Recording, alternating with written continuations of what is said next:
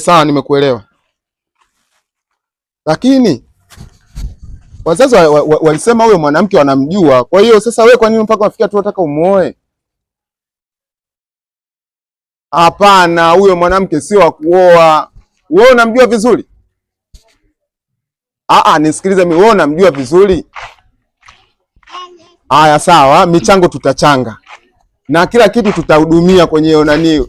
Shida ni kwamba huyo mwanamke wewe unajua tabia yake? Nisikilize mimi, sitaki uende mbali. Haya, kwanza wewe mwanamke mwenyewe unamjua alivyo? Haya, sifa yake unazijua? Unazingua. Unazingua. Jirani. Niambie jirani. Salama kwema? Kwema jirani. Jirani unachanganyikiwa nini? Kakaangu bana anataka aoe. Sasa huyo mwanamke anataka kumooa ni mfupi afu ana komo. Umeona? Hivi unajua madhara ya kuoa mwanamke mfupi afu ana komo? Nachoka.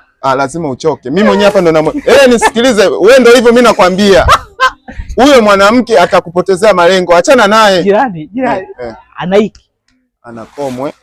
Afu ni mfupi. Mama. Akoma huyo. Kaisha.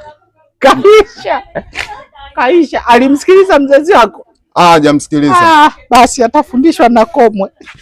Naenda ndani atasikiliza. Atamfundisha komwe mwenyewe. Mimi naenda ndani.